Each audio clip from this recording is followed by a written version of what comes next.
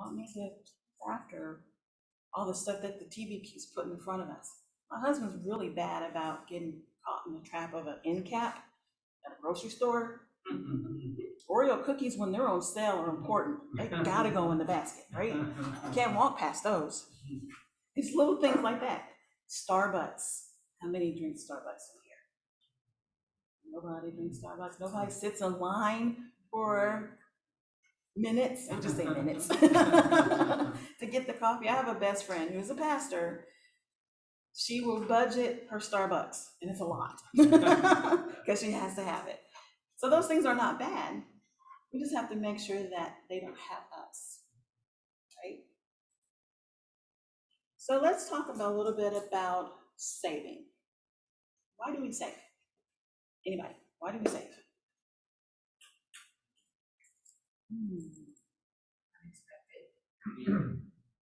Unexpected. For the good things that God has placed on this earth for us to enjoy, right? Family trips, vacations. We can save for a new car, save for a down payment on a home, or even save to pay for the home outright, right? Peace of mind. Peace of mind. Where does that peace of mind come from? It's a security. Whether you don't have savings and the car breaks, you pay for it. That creates discomfort. It creates worry. It creates fear. It creates conflict. Saving is a means to generate peace of mind. It's not, for us, it doesn't make us happy, but it creates peace of mind. Amen. Bunch of people online said college or the future. Exactly. College, future, unexpected, peace of mind. Exactly. And spoken like non-generation X, Y, or Z, whichever one we're on right now.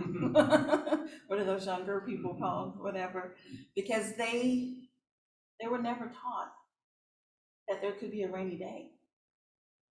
We grew up with piggy banks. We all got piggy banks for Christmas, and we're supposed to put our change in the piggy bank, right? None of them even know what a piggy bank is, right? How about this? The rich, Proverbs 22:7, the rich rule over the poor, and the borrower is slave to the lender. Because when we borrow, and that's not saying that we shouldn't, but we should also remember that we're slaves to that lender. They get to tell us what to do, when to do it, how to do it at that time, right?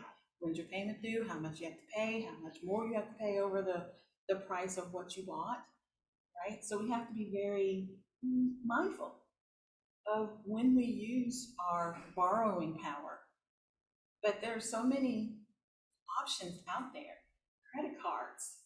You go into a store to buy clothes, you can save 20% today if you sign up for our credit card and get approved. No, stop asking me. No, it's a trap. It's a trap. So we try to be mindful because we don't want to get into this point of being overwhelmed by everyone that we owe and stressed out because we have all this money going out, not enough coming in. What's your thoughts about that?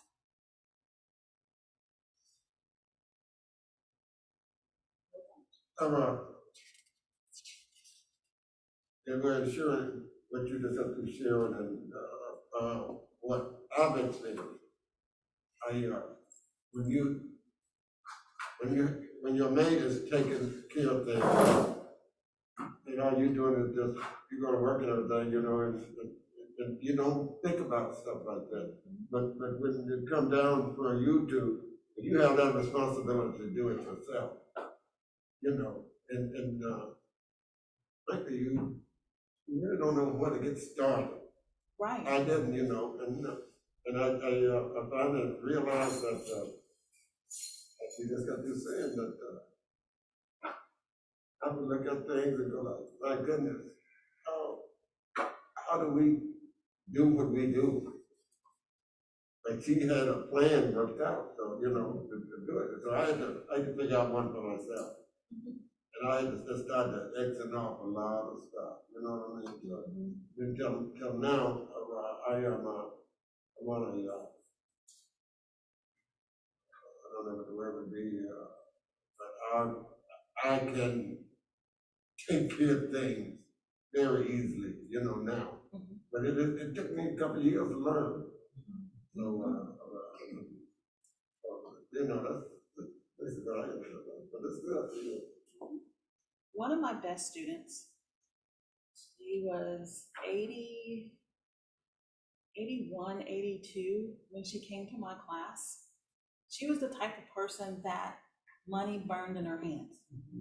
She get a little extra dollars, I gotta spend it on somebody, someone, myself, or whatever. They had to go really, really fast.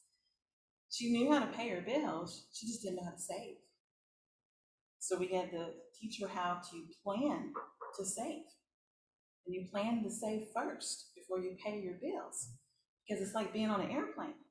You want to secure your mask before you help somebody else, right? Because if you're passed out, you don't want to be able to help anybody else. Everybody's passed out. Nobody's mask is on. Nobody's helping anyone.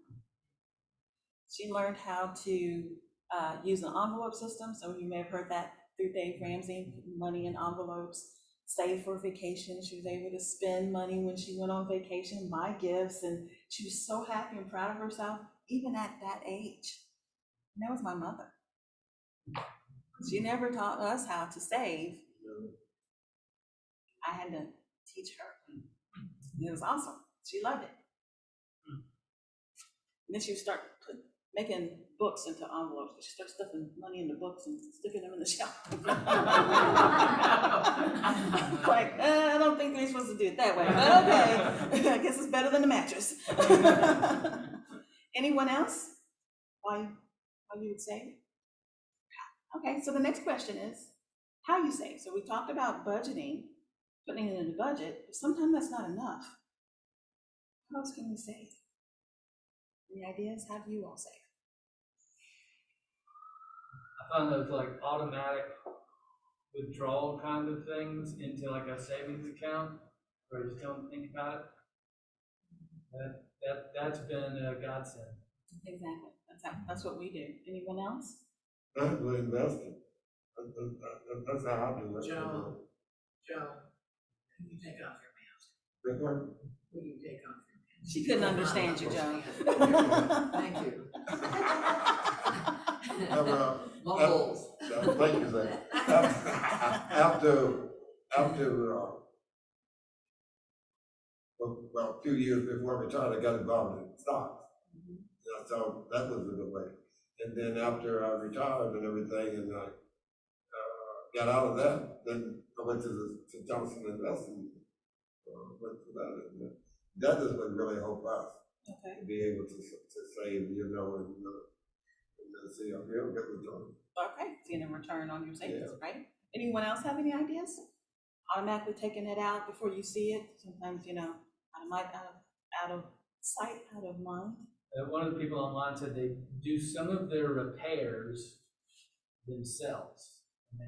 So it saves on repair work of appliances or cars or that kind of thing. That is awesome. Might have to hire them. I can't do that. But that definitely does save a lot of money, being able to do things yourself. YouTube it, right, Joe? Is that what you said? YouTube it? Figure out how to get it done. Another option of saving is looking at your budget and finding places where you can cut back. One of the things that we've realized, my husband would go to a gas station or convenience store or whatever almost every day to buy a drink and a snack. 20 ounce and a snack. 20 ounce definitely costs as much as a 2 liter now, but you know, back then it's probably $3 to $5 per day. And over a week, you're talking about $25, talking about $100 a month, you're talking $1,200 a year. Wow, that's a lot of money when you actually add it all up like that. So we started with, let's buy a few things from Kroger or Meijer or wherever we were shopping at that time, and take your snacks, take your drinks. We can save that way. And then the money that we're saving from not spending it at the convenience store, we put into a piggy bank. Or we can start just taking out that amount of money automatically and putting into a savings. There's some online saving options that you can't get to right away. That was the other problem with some of us. We have savings and then we get a reaction of, oh, I need to have that. Let me go get that from our savings real quick. That way it won't mess up our budget, right? So we dig into our savings. I'll put it back eventually, sometime, maybe. Oh, what happened to the savings? Right? So having a way to put that aside just a little bit at a time, and it adds up over the years. I like I call it the multiplier, my kids hate it. I'm like, oh, that's $40, and then I'll multiply that out, like each week or month, and then I'll just give them the number at the end of the year. You know, like, because $8 a week, when you put that into perspective of a yearly thing, it means something more than just $8. And they're like, well, if I did save that, I could have enough money to potentially buy that ticket to go to Europe and visit whatever. I mean, like, it could be a goal that they could then start saving for, because they realize that otherwise they just don't realize that it's only $8. Yeah, but it's a week times 52 or whatever. Like, do the number, run them, and they hate it. They're like, because it makes sense. Like, I spent all that money. Yes, but yes. it does, like, you know, it turns into 4 digits sometimes at the end of the year, and you're like, wow, maybe that's what I want. I want that $2 grand at the end of the year.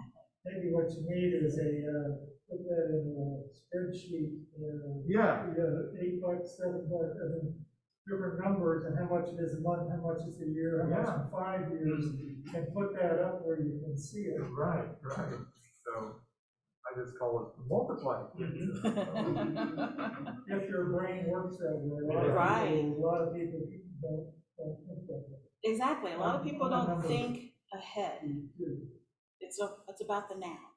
We forget about ahead. No, we're not promised tomorrow, but if we do show up there, we need to have something. Right? So some things that we can save for: an emergency fund. So those of us who've been to Dave Ramsey, he always says have $1,000 in your emergency fund as quick as possible. Why do you think $1,000?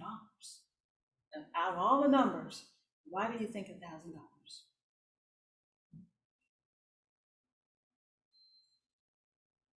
How many of us drive SUVs in here?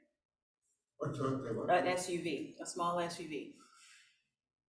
How many people have had to put tires on the SUVs?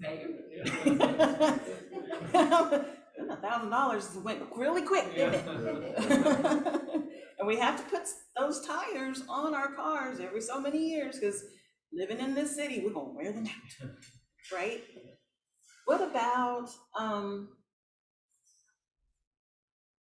Christmas? How many of us have grandkids that we just have to have the best toy for, or the best electronic, or that newest gaming system that just came out, or we just have a big family? I'm the youngest of 7.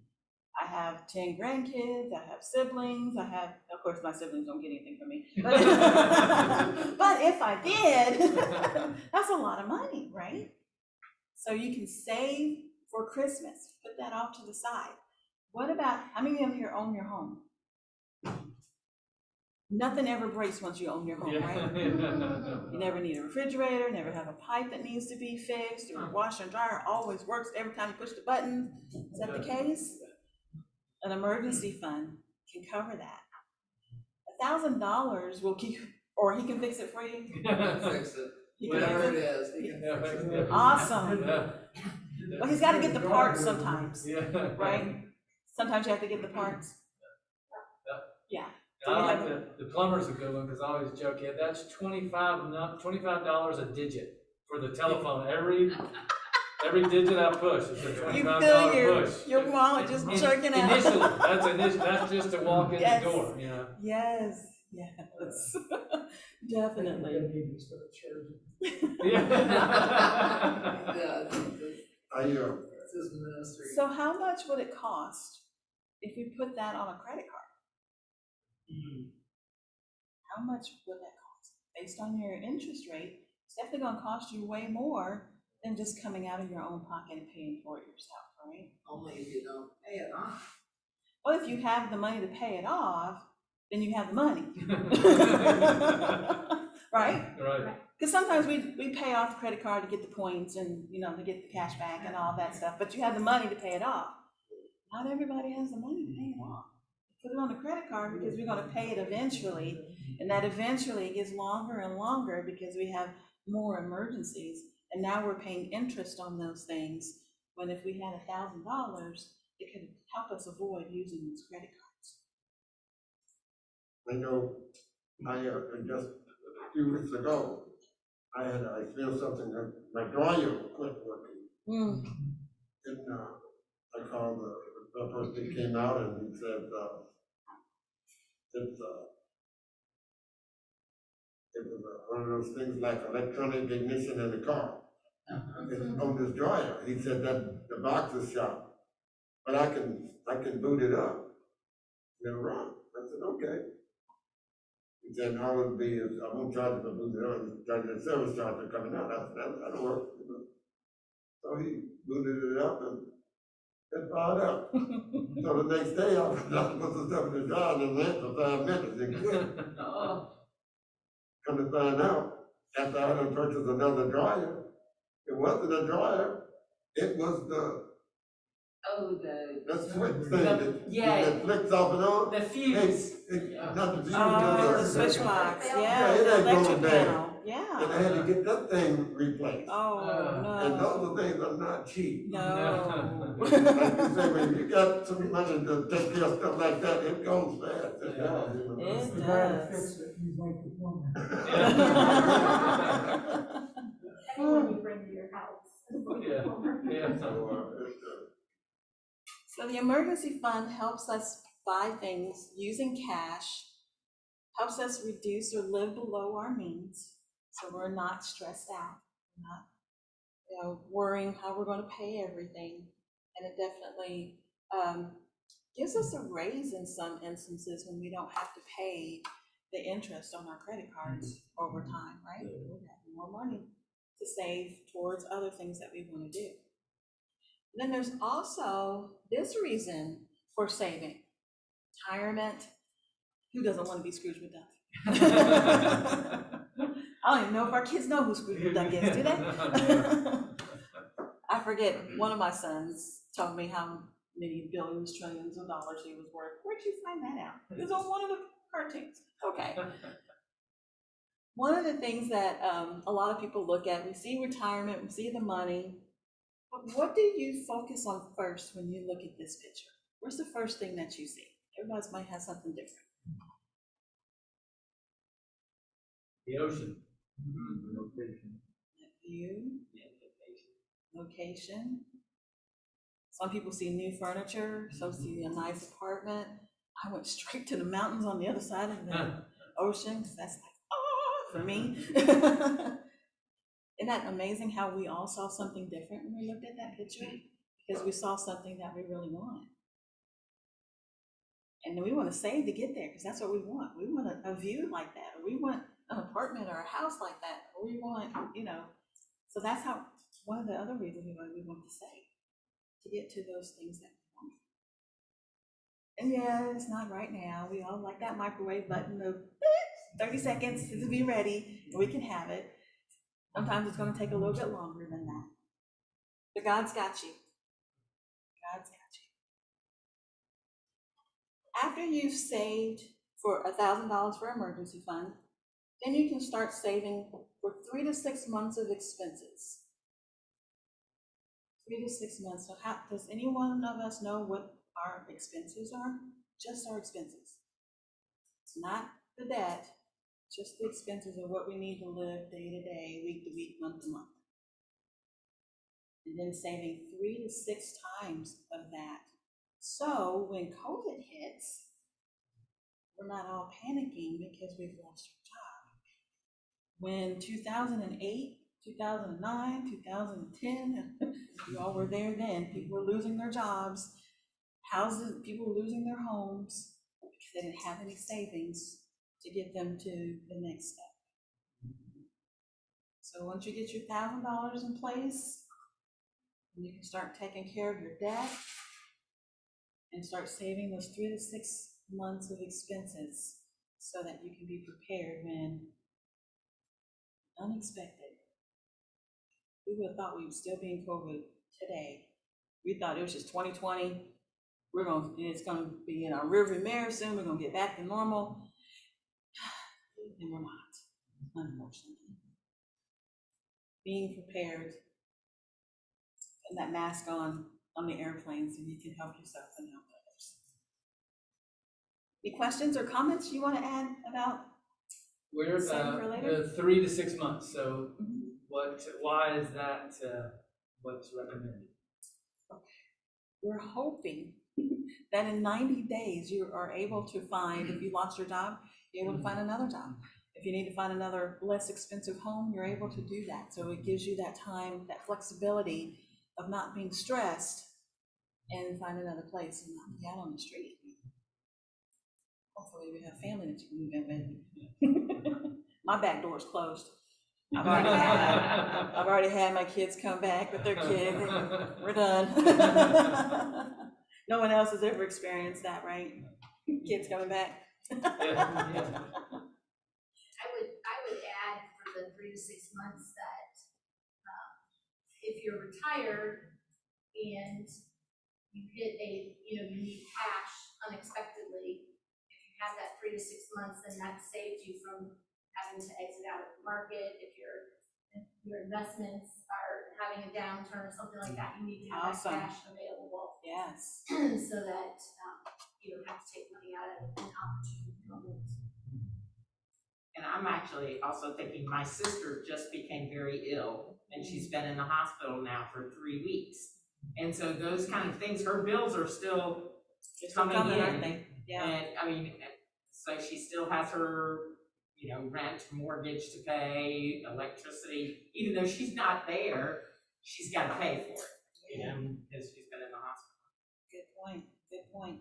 And even if you have short-term disability, it doesn't kick in until 3 weeks or 4, depending on what company you go with. So yeah, very good point.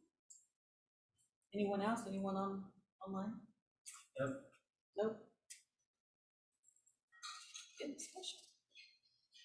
So John 10:10. Why is it so hard to save? Why is it so hard to be financially free? Well, we all know we got an enemy that's out there.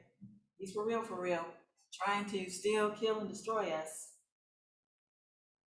But I have come that they may have life and have it to the full.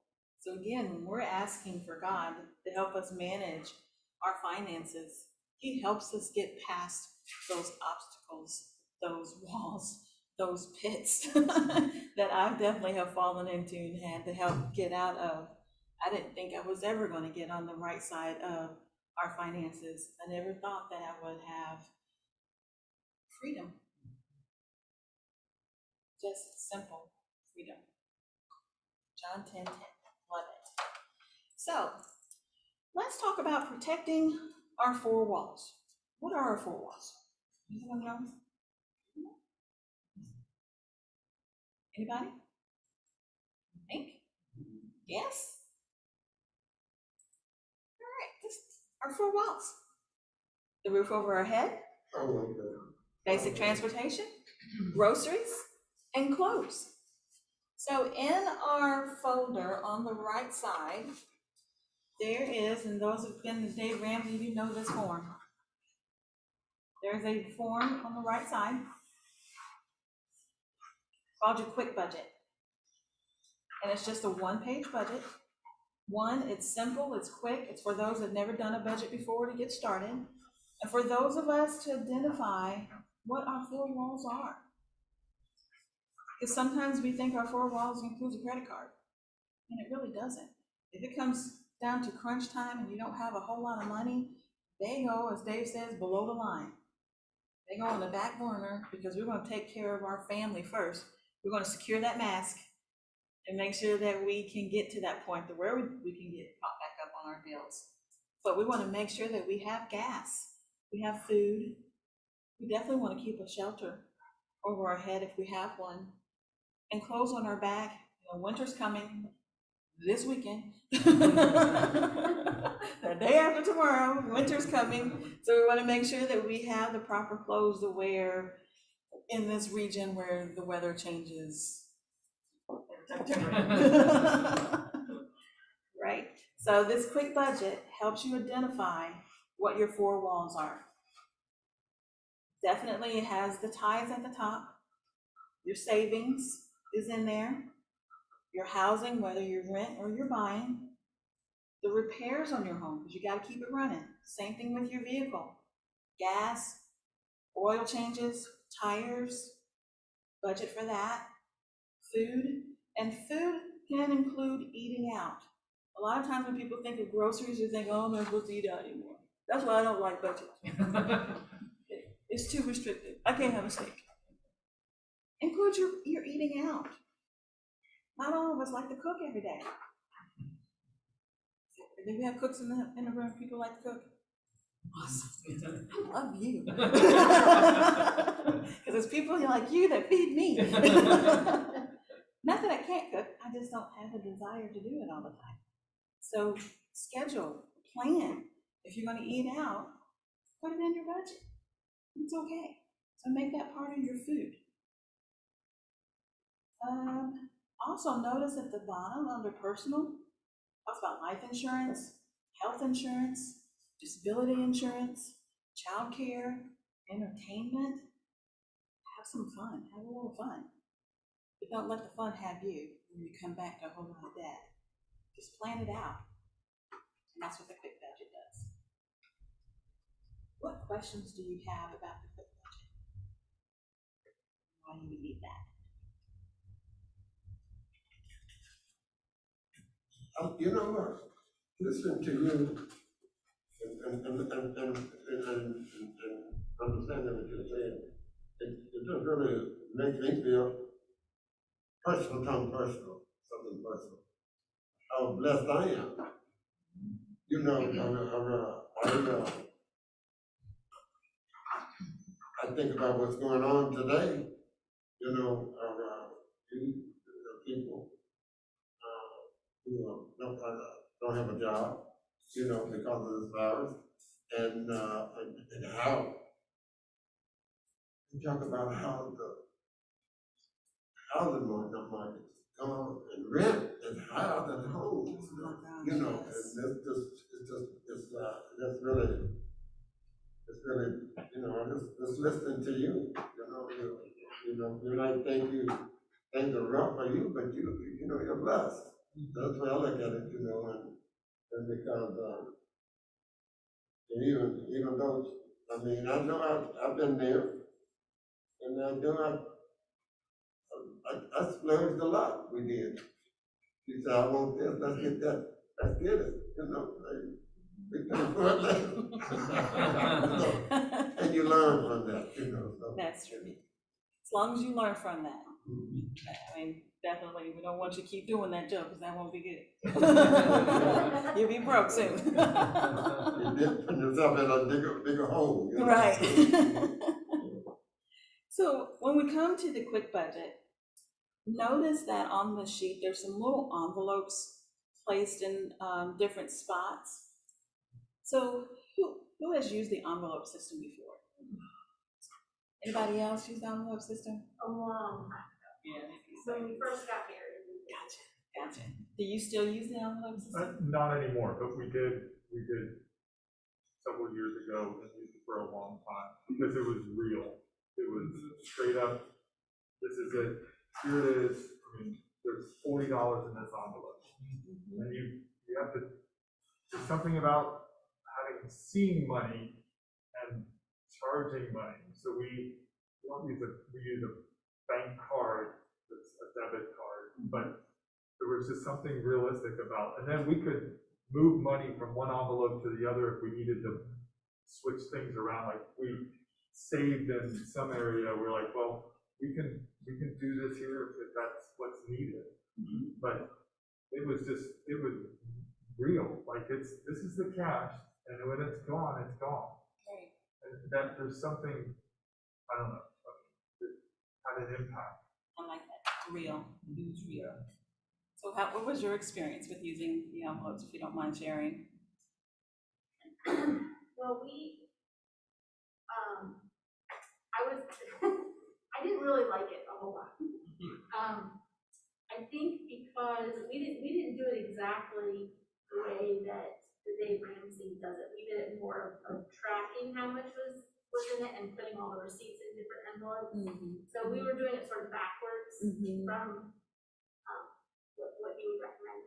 And for me, it was good. It was good to keep track. And when you're first married, you really have no idea what it costs to, you know, to run a house, to live. We were just out of college, and you know, we were trying to figure out how all this worked. And so that part of it was really good because it helped us to get a good hold on our finances and understand what we were spending. But it was hard to not feel like you couldn't spend money. So that's good, but you know, that was hard. I did think, it's choking me. Yeah, that's right. Not my favorite part. Definitely. Now we don't use the envelope system anymore either, but when we first started with Dave Ramsey, we did have our envelopes. And I did actually have an envelope for gas at the time. We had one for gas, we had one for groceries, we had one for miscellaneous, we had one for gifts. Because at the church, it seemed like every time I turned around, there was a baby being born. And we had to buy something, right? So we had one for gifts. And, you know, like you said, it was kind of restrictive, but it also helped us see where our money was going. I mean, we were so tight at that time that we had to write our grocery list on the outside of the envelope to make sure that we got everything that we needed with the little bit of money that was inside. And we did not as much, just a couple of times, switch money around. It's like, oh, nope, we set $25 in miscellaneous, we're low on the groceries, I'm just gonna have to be very creative on what we eat this week, you know, those type of things. The gas was really hard. I was thinking maybe I shouldn't do this, but it really disciplined me in a lot of areas, because think about going to the gas station now. We pull up to the pump, we pull out our card, we swipe the card, put the gas in, and that's it. We move on, right? With cash, you have to get out your car. You have to walk across the parking lot, dodge cars, make sure you don't get hit, go inside, wait for the person who's buying all the lottery tickets,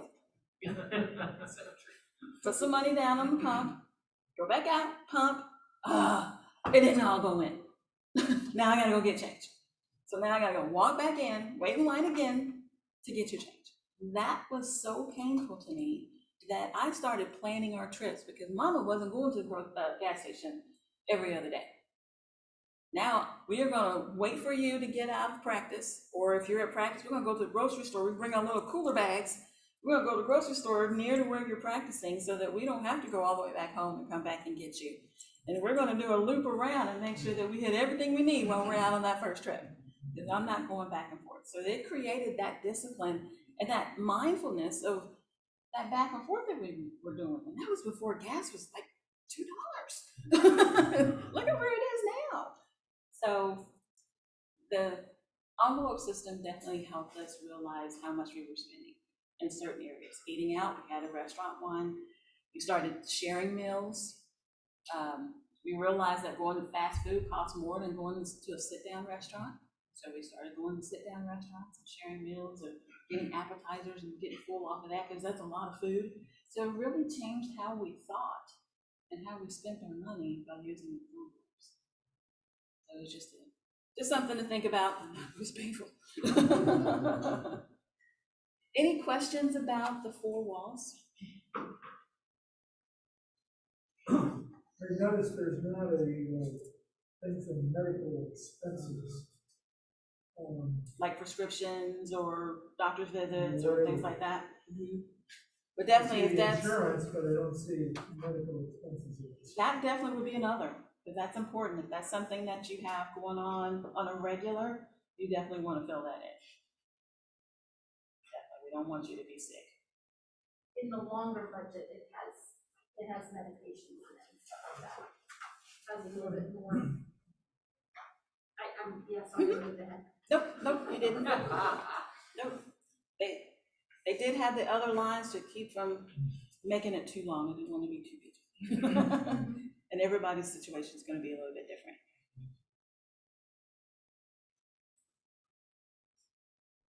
So, just want to bring this back to the Bible just a little bit.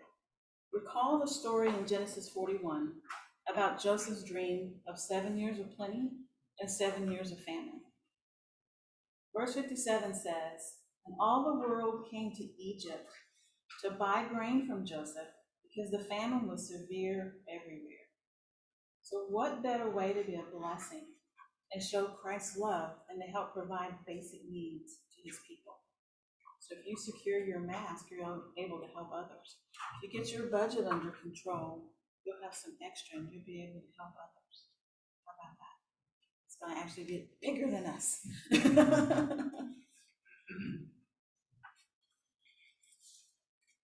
So we talked about the quick budget already.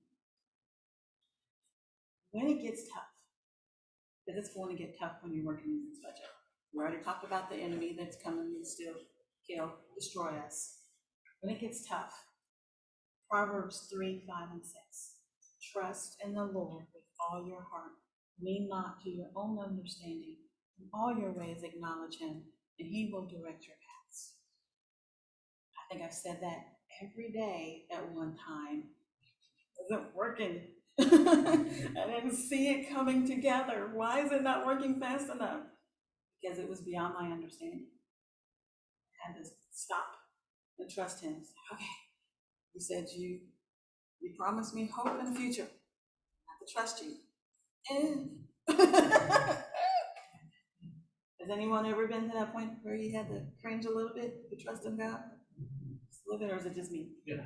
No. Okay.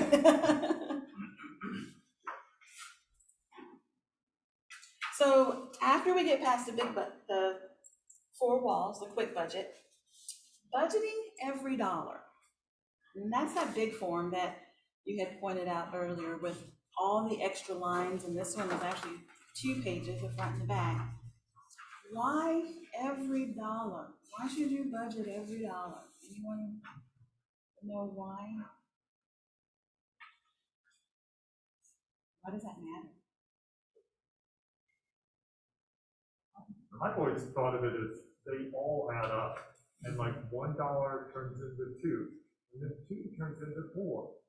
And then before you know it, you just spent $40 or something or whatever. I mean, it's all, I mean, it's a dollar's made of pennies. So, you know, just thinking like, well, if I get 9 more dimes, I'll have $1. Like, even though I only have 1 dime, I'm thinking if I can get 9 more, I'll have a whole dollar. Like, it's just that,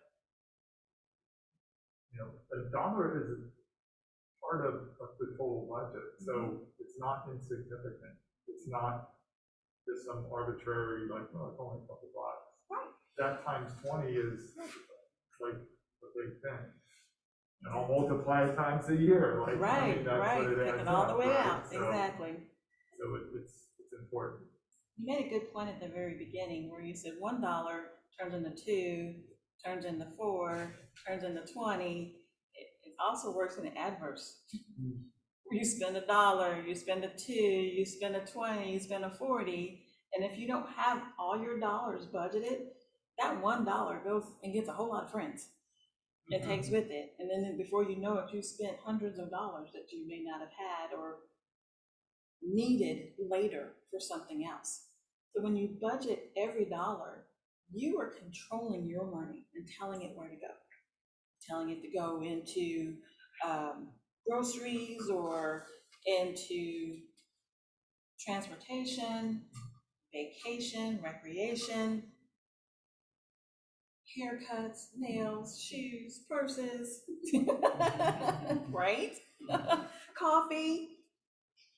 I'm only gonna have two cups of coffee. I'm a Dunkin' Donut person, so I'm not ragging on people who sit at Starbucks if I sit in the line at Dunkin' Donut. But we budget that. We budget that for once a week instead of every single day. So we're telling every single dollar where to go because, like you said, it adds up at the end of the year. we can actually find more savings if we start looking at where our money is going. It's like, wow, I didn't realize I was spending that much here. Or, I didn't even know where that went. You start looking at your bank statement and you see that you're eating out more than you realize. Driving through and picking up something that we went out and bought $300 worth of groceries last week. We have all this food at home that we need to eat. So when you budget for every dollar, it really gives you a clearer picture of where your money's going, and you're telling your money where to go. I'm not gonna sit up here and tell you, you can't put that much in that column or in that line, because it's not mine, it's yours. So you get to determine where you want it to go. And then you determine by all the money that's coming in, all the checks, all the extras, is your income, and then you're gonna budget everything that you know is coming in to where your income minus your expenses equals zero. Now, this is not for your bank account. I don't want you to spend everything down to zero on your bank account. This is just for your budget. That makes sense? Any questions or comments? I was thinking too, as we got older and made more money, we got further away from this. You know, I mean, when we were at the very beginning and scrapping together, you know, whatever we could, or to be honest with you, when we had 3 kids and, you know, diapers needed to be bought, it was a lot easier to look at where our money went. But as we had a little bit more of a cushion, then I think we have somewhat lost where those things have gone.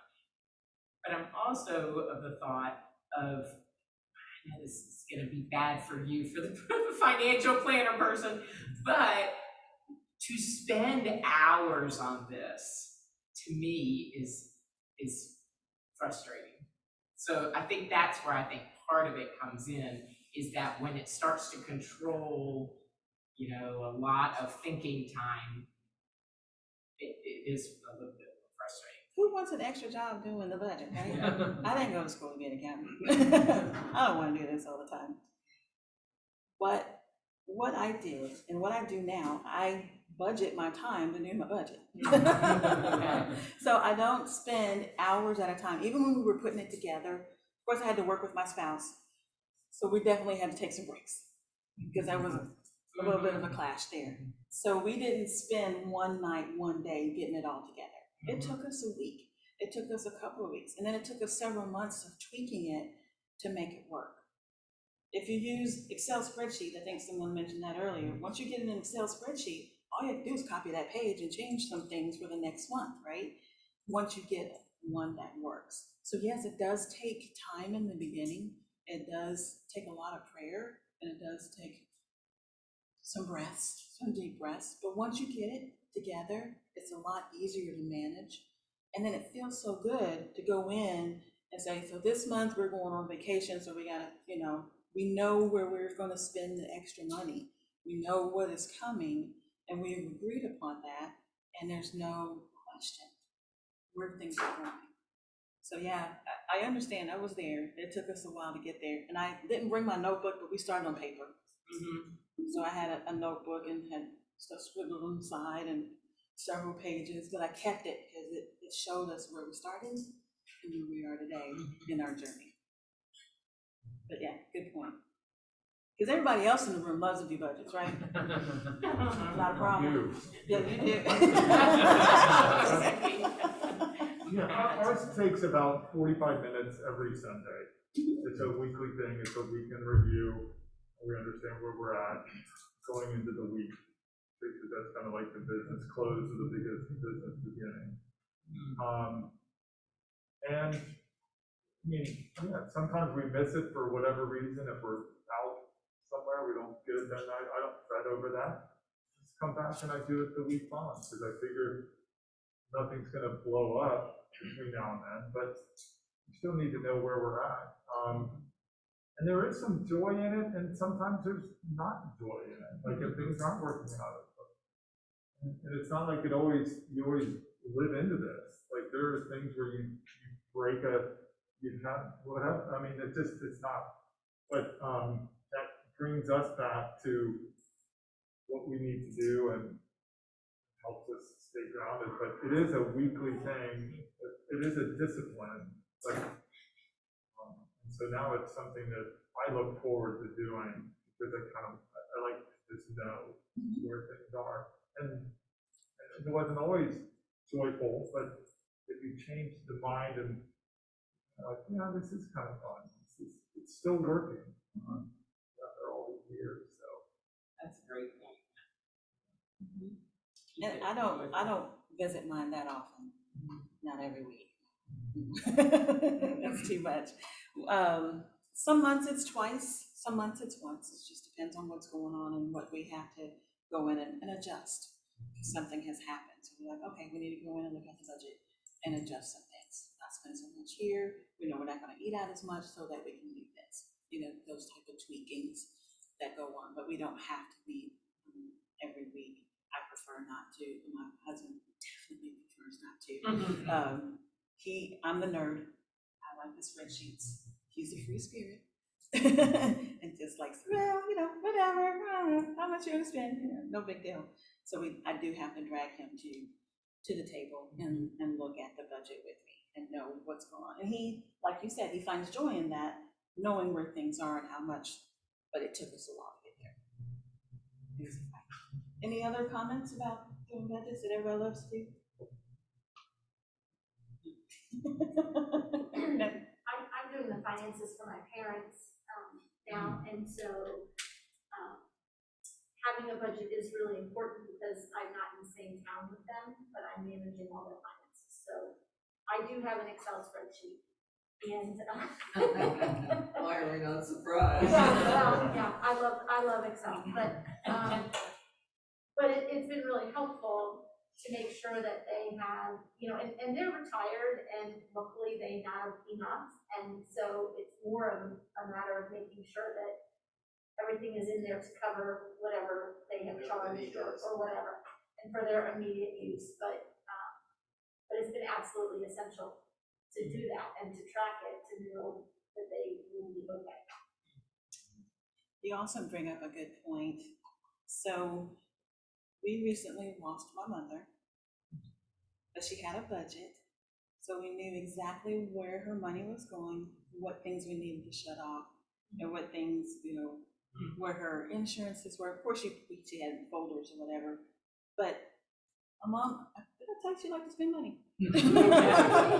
So she was a shopper, so she had these different credit cards, these different like Kohl's and JCPenney's and different things. There was credit cards on there that none of us knew she had on this budget. I'm like, so that's where all her money was going, okay? But we knew, because she had a budget, we knew where her money was going and what we needed to shut off and who to contact, those type of things. So that's also another reason to have a budget for your legacy drawer, for your binder. Heard that before? It tells, your wishes for your burial, all those important numbers. Have a budget in there too, so your family can take over from there if they need to continue or not continue, that type of thing. So that's a good point. Now you know what they need to spend, you also know what you need to shut off later. Right? Yeah. Definitely. Any other comments? Yeah, what I did, I had to learn kind of a hard lesson, because I used to do things and I would have it, say, deducted from my account, set it up like that, my phone, my cell phone, my insurance, my life insurance, not my life insurance, my healthcare insurance. And when I did it, I didn't sit down and say, well, I'm paying this much for my life insurance. My cell phone is costing me this much. My internet service is costing me this much, and it's all being deducted. I'm not writing the bill up. And then all of a sudden I go like, wow, I gotta pay this bill, So what I did, I took and I eliminated all that deducted stuff except my healthcare. Healthcare is very important, So I kept that healthcare, so I know what's coming out of it. So I got my own mind thing set up so I could just pull it up and I can see when it come out, and nothing else. And that list that's really cut overhead, Okay. you know, so, but in the other things, I just, another bill, you know, I just take a few minutes to write out about 3 or 4 checks and boom. Mhm. And then I look at my checkbook and I say, well, that's down, but I ain't got to go to my savings. You know? Yeah. So, Just had to that's eat what I ramen noodles and hot thought. dogs last week, huh? That's a good point. Now, I have automated almost everything for us, and I just go back and I check to make sure that it comes out when it's supposed to, and they don't take out more than they're supposed to. That has been so freeing. You don't have to be on vacation, go, did we pay the mortgage? Oh my gosh. So that, for me, it was freeing, but it took me a minute to get there because I didn't trust it. You know, but it's much better now. So we've already talked about the envelopes. These are just some examples of using the cash envelopes: restaurants, transportation, pocket money. How many people budget pocket money? How many people use pocket? I use some pocket money.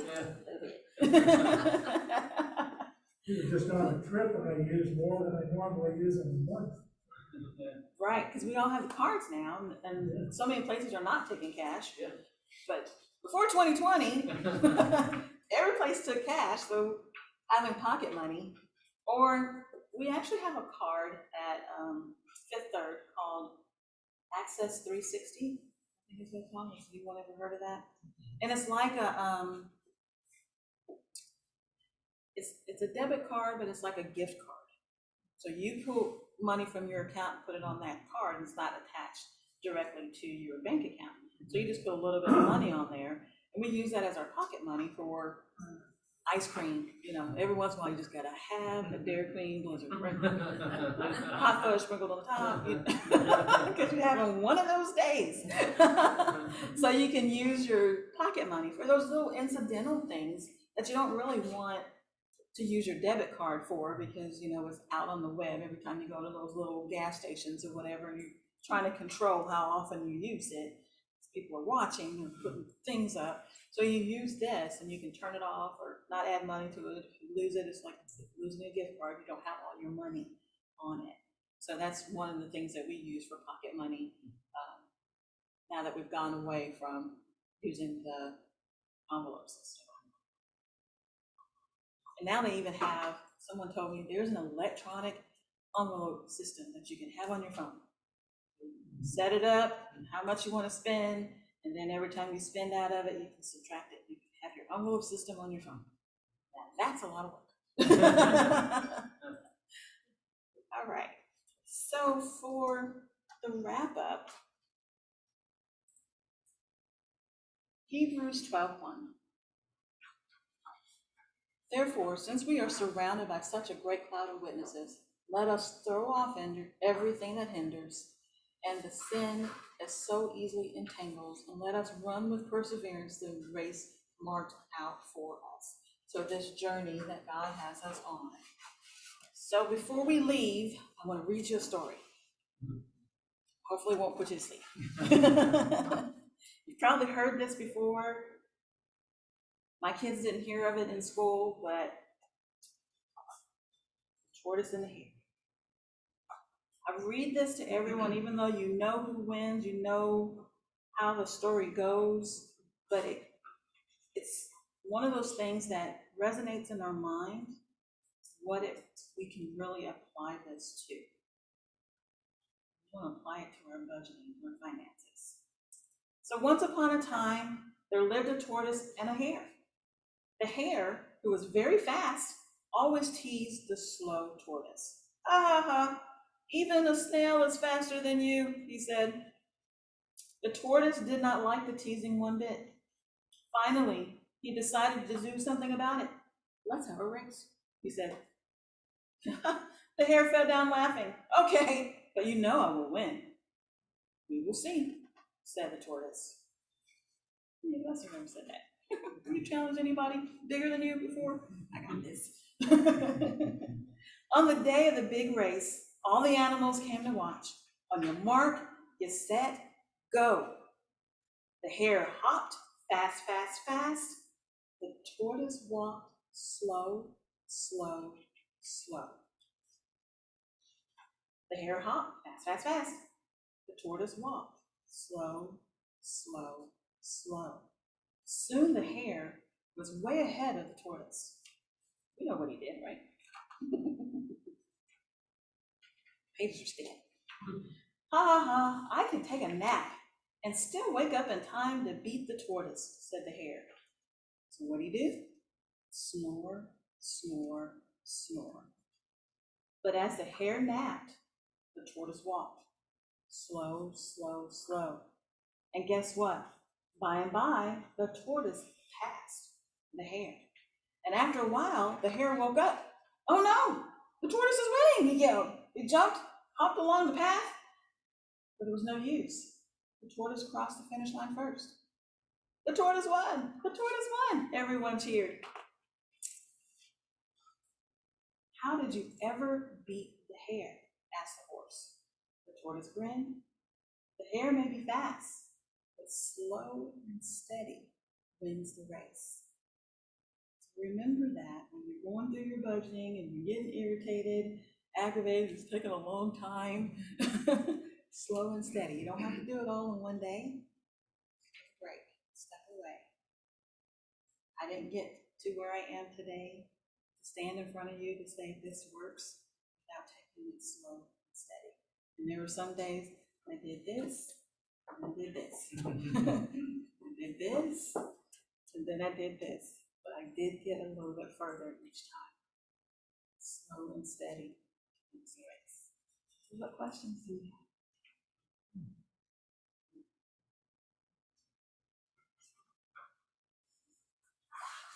It's not a question as much as it is a comment. As I was listening, I underlined things like unexpected and emergencies. I mean, it's a given.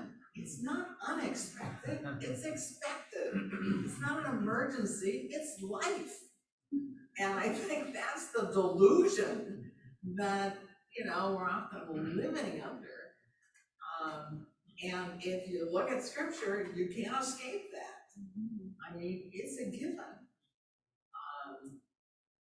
My parents came through the generation of savers, because they lived through the time of great financial stress, Right. with the Depression. Right. And I never knew we were poor,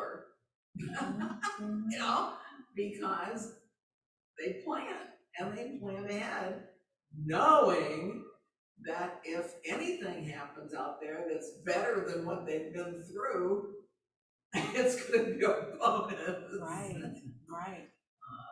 So where did we drop the ball? I mean, it really is. It is a deception. They saved too much and made life too easy for them. That easy, but catch it, but we didn't. right.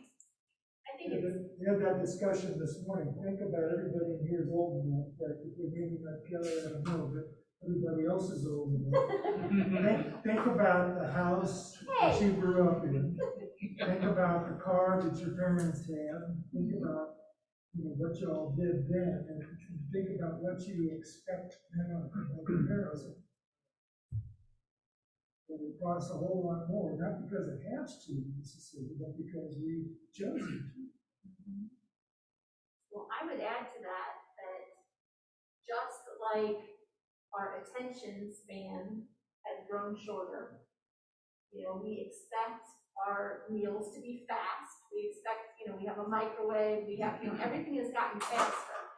And so we look for instant gratification whenever possible. And so I think that's one of the biggest things, talking about unexpected or whatever, it's the idea of saving for something that you want and waiting to buy it until you have the money for it. And that is not something that is necessarily being taught, because we have credit card offers all around, and what our children are learning is, you don't have to have the money for that, you just put it on credit, and that's how they get into trouble.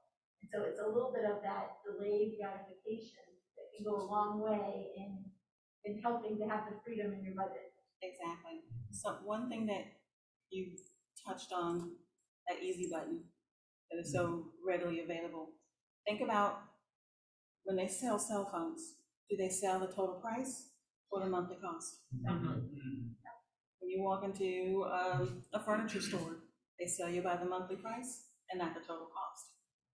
That monthly price adds up way more than what the sticker price is at that moment, but people are just focused on that small amount of every month and not saving because I only have to pay $45 right now. But you're paying $45 and paying twice as much for the cost of that item that you could have saved your own money and bought it in less time than you're paying for it. So, they're not thinking that way anymore. That's where they educate them because they're not educating them, with basic stuff. My son was saying the other day that when my mom retired, she was my after school program for them. She would sit them down instead of just playing Monopoly and jumping around. She gave them bills and had them pay bills with their Monopoly money as they went from one place to another. So they learned how to pay bills. She taught them how to write a check. And it was like, yeah, I remember when she did that because she did that for us too. The saving part is where she kind of slacked off for us, where I had to learn how to budget for everything. But those simple skills, just like you were saying, we didn't plan for emergencies. We just knew it was going to happen one day. It wasn't those, oh my gosh, it's happening. What's wrong with the world? The world's falling apart. No, it's just life. Having a flat tire. The two pieces of best financial advice as a believer, one was, as you stated, everything belongs to God. Okay, you're just there to manage it, and your life will show whether you're a good steward or not. And then the other is never live on two salaries.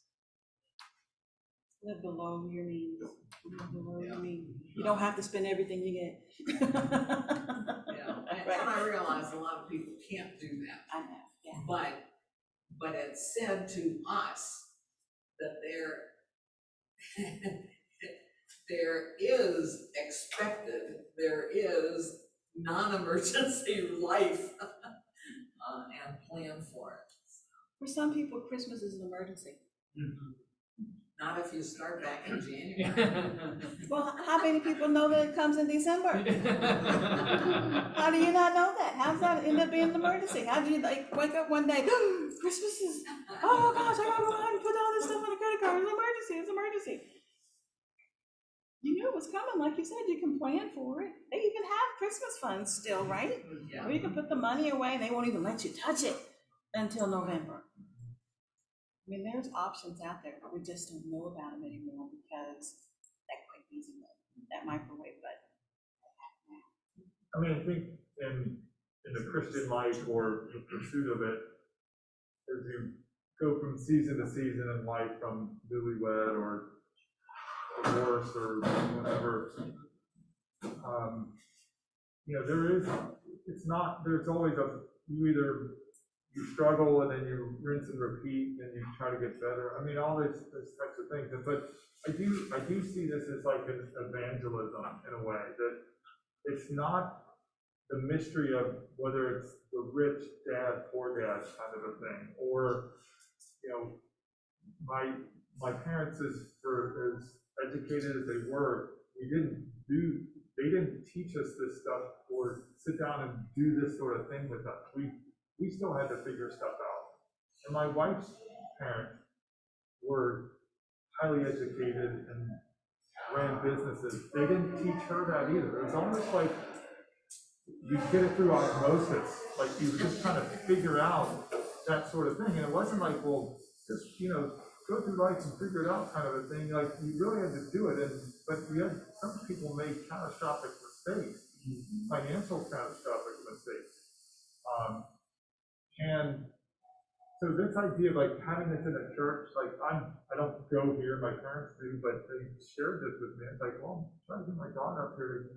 It is like an evangelism because you know, the word of God brings hope and promise to people, and this does too, and it's equally as important because people make bad decisions based about money that it can either corrupt the soul or you can live within it. And we don't, you know, we're not rich, we're still trying to figure it all out either, but it's made a difference. And I think that this perplexing about why it's not taught in school, why it's just not part of the basic home ec or whatever, just blows my mind. So it's on us to teach our kids and say, here's your budget, here's what you gotta do.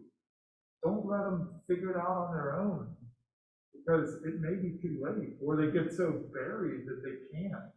Even then they come into this in a situation of despair, and then learn it later in life, when you could have learned it earlier. And that doesn't mean you're gonna do it right, just like spiritual life, but you go and you get better, and you know, so it's great. So I'm glad you guys put this on.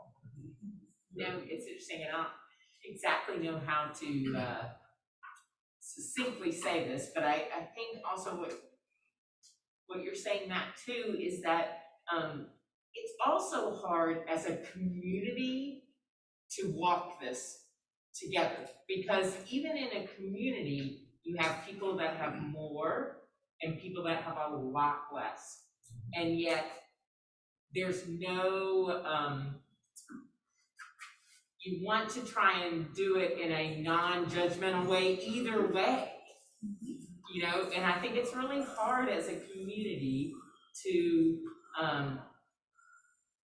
talk about these kind of finance things, especially when you have a large economic range within the church.